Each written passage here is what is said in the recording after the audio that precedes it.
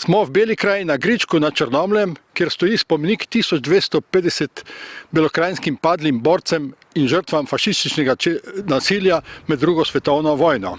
Po kapitulaciji Italije septembra 1943 je postala Bela krajina osvobojena ozemlje, ali kot je zapisal Vitomil Zupan, poizkusna država med Gorjanci in reko Kolpo.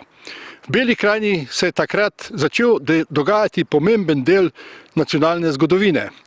Tu je bil glavni štab Narodno-osvobodilne vojske in partizanskih odredov Slovenije, izvršni odbor Osvobodilne fronte, Slovenski narodno-osvobodilni svet in vrsta drugih inštitucij. Te dni pa mineva točno 80 let od februarja 1944, ko se je tu v Črnomlju zbrala pisana druščina na zasedanju Slovenskega narodno-osvobodilnega sveta.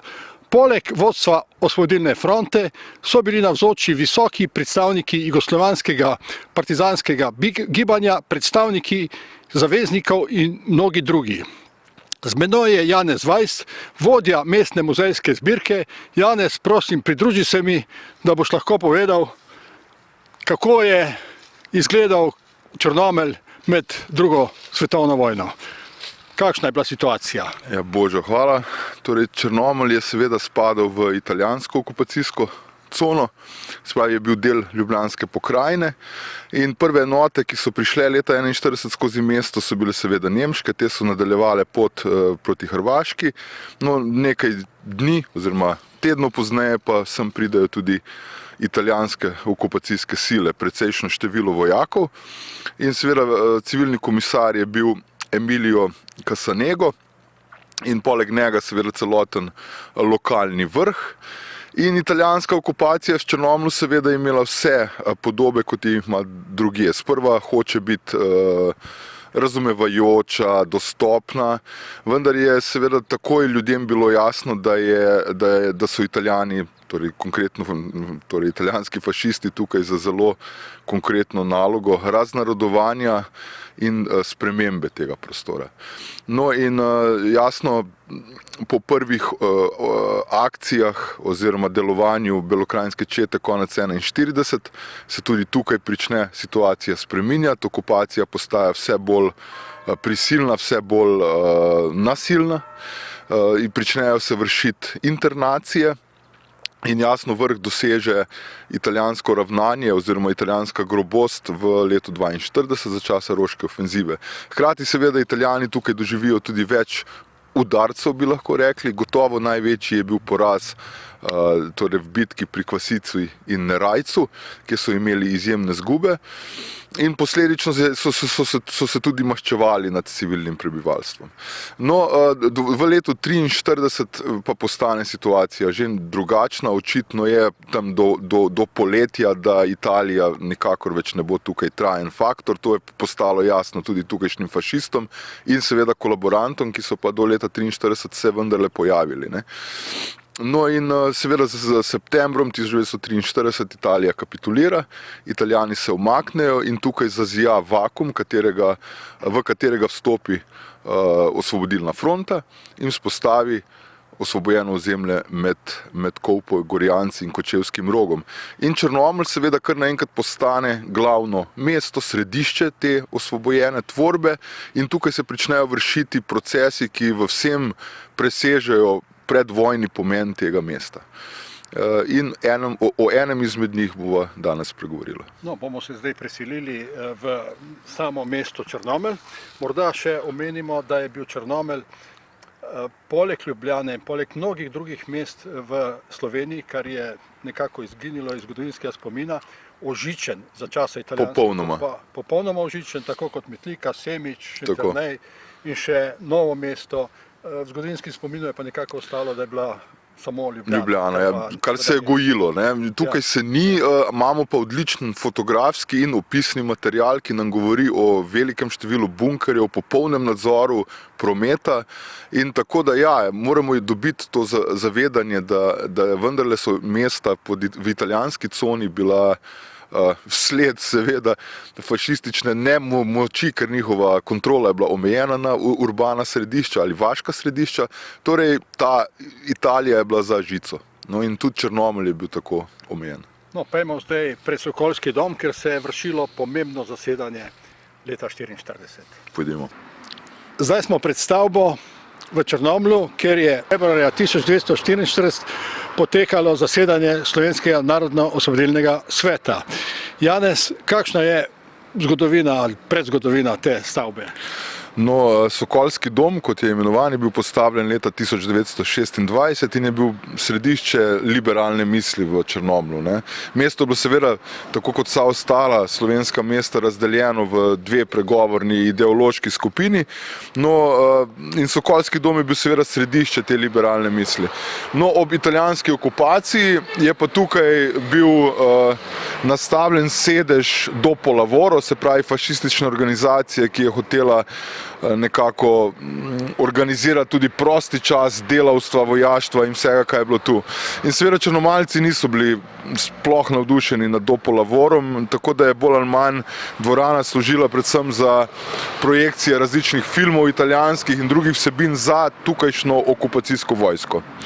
No, v sami dvorani Sokolskega doma, sicer telovadni dvorani, kjer je potekalo zasedanje SNOS, pa je bilo, torej poprej je bila čista fašistična ikonografija, ne, imamo dva velika portreta, Vittorija Emanuela in seveda Benita Mussolinija.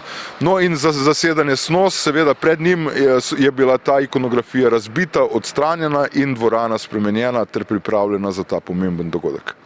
No, pojdimo zdaj pogledati. Kar gremo, ja. Zdaj smo v dvorani, kjer se je odvijalo zasedanje SNOS-a. Na dnevnem redu so imeli 30 točk. Janez, kaj so bile tiste ključne zadeve, ki so jih obravnavali?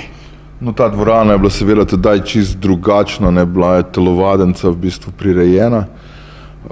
Tukaj na stolih je sedelo 85 predstavnikov, zastopnikov, članov SNOO, ki so se preimenovali torej na istem sestanku v SNOS.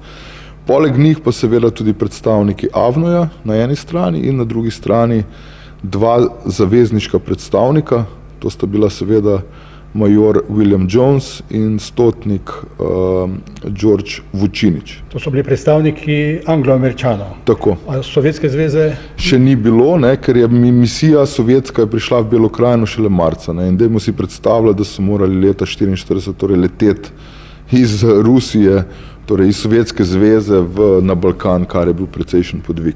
Ampak s tem, ko so bili Anglo-Američani, tu se je dajala tudi neka legitimnost. Vsekakor, ne, seveda vsi vemo, da na Teheranski konferenci ne, se potrdi pomoč jugoslovanskim partizanom, to pomeni tudi slovenskemu partizanskemu gibanju seveda, na vse načine, kot pravi tajni akt, ne, se pravi z sredstvi, z materialom vsakovrstnim in seveda tudi, kot pravijo v sklepu, tudi z akcijami komandosov. Ne. In prisotnost Britancev tukaj je seveda povsem pričakovana glede na sklepe Teherana. Moramo pa tudi poudariti, da je bil Jones prisoten tudi na Kočevskem zboru, torej že na začetku oktobra 1943. Zdaj, kaj se tiče 30 točk, torej program, ki ga je tukaj SNOO oziroma SNOS sprejel, je bil obsežen, zajemal je tako na eni strani referate, se pravi poročila vodstva, na drugi strani pa torej vrsto sklepov, deklaracij in odlokov, ki so bili tukaj sprejeti. Se pravi, če pogledamo, ključen je seveda sprememba imena Slovenskega narodno-osvobodilnega odbora, kakor je bil imenovan kot zakonodajno in izvršilno telo v Kočevju v Slovenski narodno-osvobodilni svet. Potem je bil ta svet, če pogledamo vsebinsko, ne, razdelimo zasedanje, je bil preimenovan v SNOS, torej kot sem rekel, potem je bil razširjen, sprejeti so bili člani Primorske, potem je sledila deklaracija o pravicah in dolžnostih slovenskega ljudstva, ki je eden izmed ključnih dokumentov tukajšnjega sestanka. Potem pa seveda vrsta drugih sklepov, kot so recimo razpustitev varnostno-obveščevalne službe, VOS-a, potem nujnost vzpostavitve verske komisije pri SNOS in komisije za ugotavljanje škode, ki jo je povzročil okupator. In sodelavci. In sodelavci, seveda. No in se pravi, v prvem dnevu je bilo tako sprejeta vrsta temeljnih aktov ter referati, torej poročali so Kardelj, Kidrič.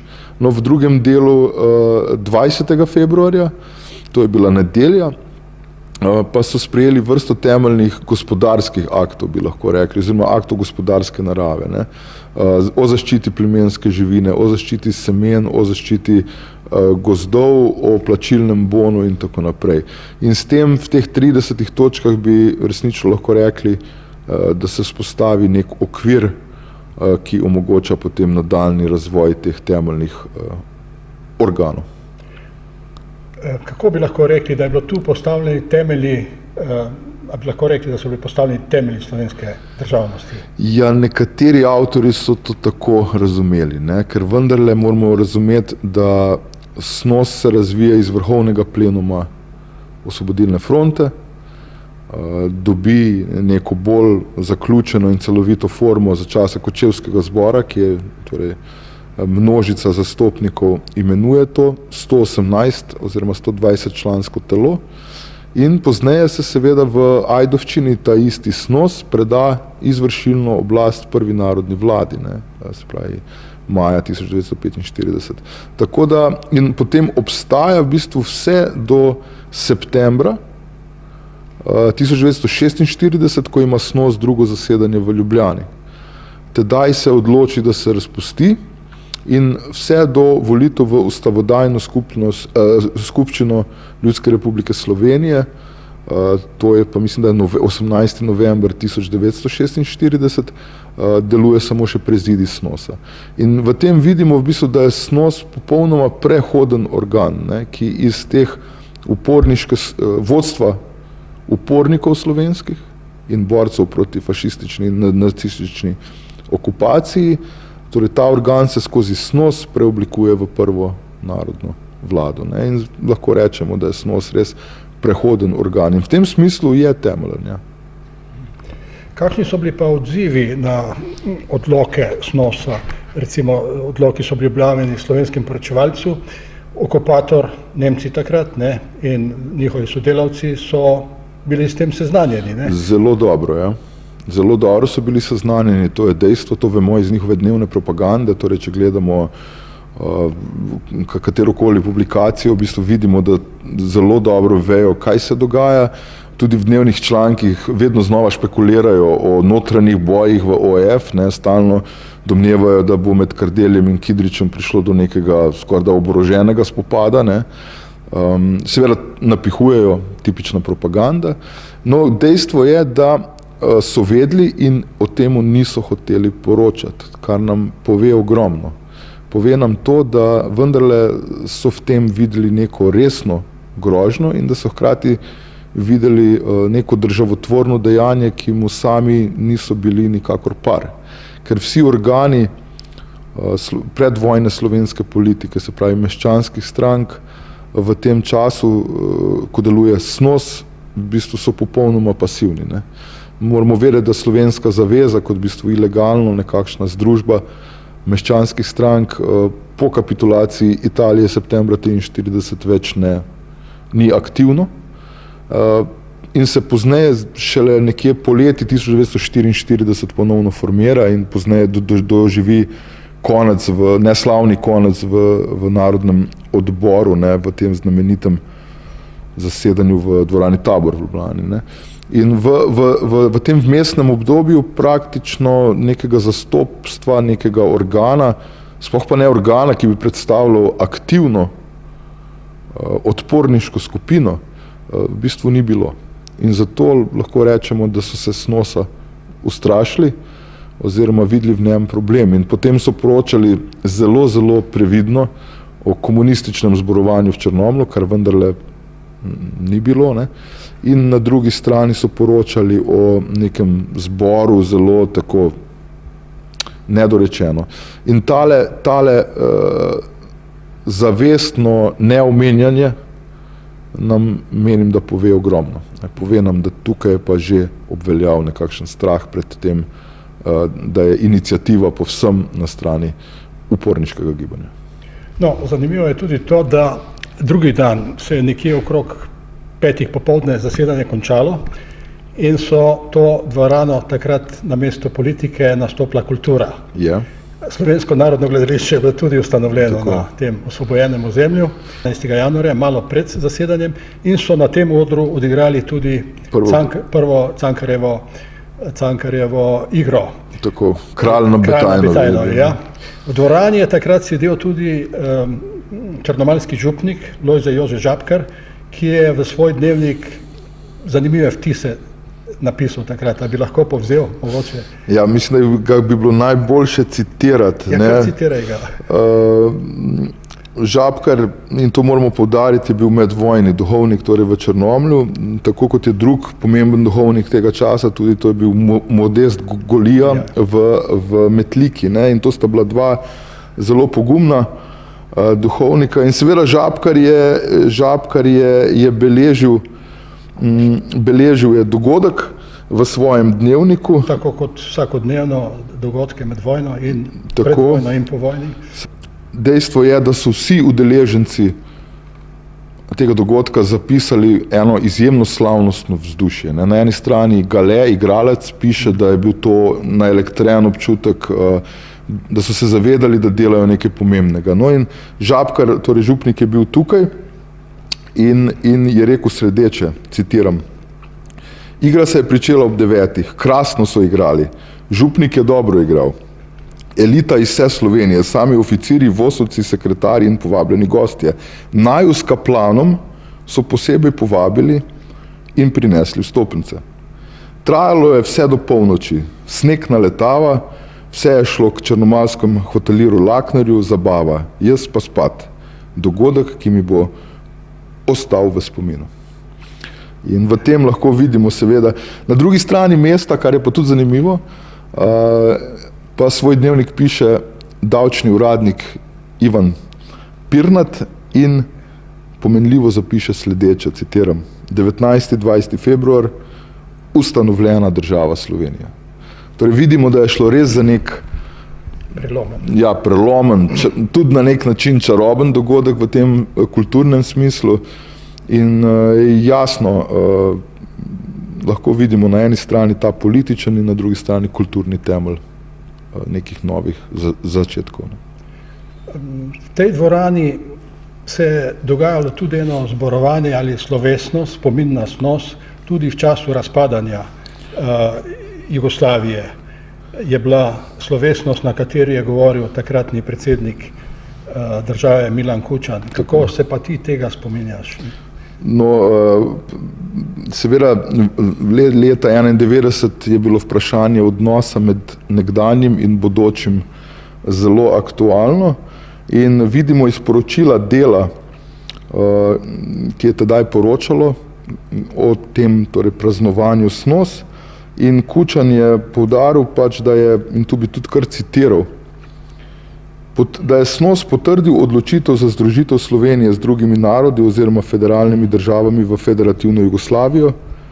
Pri tem se je pa tudi vprašal sledeče, citiram: "Kaj je zdaj, ko sta v tej državi spodkopana enakopravnost narodov in razvoj bolj naravnega kot odločitev in želja, da voljo slovenskih ljudi in državljanov Republike Slovenije, izrečeno jasno in večinsko na plebiscitu, uveljavimo po poti razdružitve, tako kot smo se po svoji volji svobodno v to državo tudi združili." Kajti ne smemo pozabiti v bistvu to, kar je vse skozi govoril sam Kidrič. Namreč, če tudi to zasluži citat. Kar preberi. Torej, Kidrič je zapisal sledeče in te besede se mi zdijo ključne, citiram: "Neposredno, torej v Črnomlju na zasedanju SNOS se je neposredno in ustvarjalno razpravljalo zlasti o graditvi narodne oblasti in slovenske državnosti v okviru federativne Jugoslavije, o graditvi naše ljudske demokracije, o gospodarskih vprašanjih, o prosvetnih in kulturnih problemih." In ravno to torej vidimo, da se govori o slovenski državnosti in o graditvi le-te. Se pravi, ne gre samo za izrečitev, torej za izrek združitve z Jugoslavijo, temveč gre tudi za za razvoj lastne državnosti. In moramo tudi poudariti še nekaj zelo pomembnega. Ne?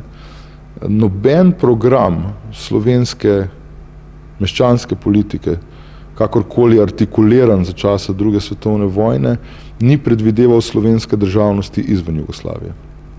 Torej tako Slovenska zaveza, kot pozneje Narodni odbor, kot dve drugi čežda zastopstvine, sta predvidevali obstoj slovenske državnosti znotraj neke kraljevine Jugoslavije. To pomeni, da tudi v tem smislu SNOS ni predstavljal neke tuje ideje, ne, združitve z Jugoslavijo, temveč očitno željo, ki so zastopale v istem času tudi meščanske stranke. Kako pa ocenjuješ ohranjanje spomina na ta dogodek? Recimo občina Črnomelj ima na ta dan občinski praznik. Kako pa ocenjuješ na državni ravni odnos do tega dogodka? Ja, na državni ravni je seveda nek dvojni odnos, ne, v katerem sicer tukaj govorim bolj kot državljan, kot zgodovinar. No. Ja, kot državljan. Se pravi, je nek dvojni odnos, kjer na eni strani obstaja nujnost priznanja pomembnosti tega dogodka, na drugi strani pa nepripravljenost izreči oziroma slavljenja tega dogodka. Ne.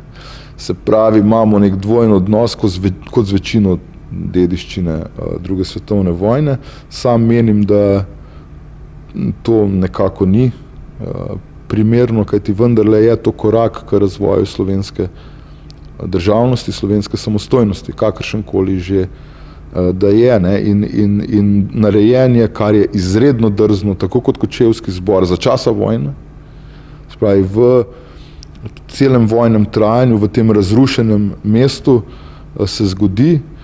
In menim, da mu bi pritekla oziroma da bi zaslužil vendarle neko večjo pozornost kot da. V redu. Hvala. Božo, hvala tebi.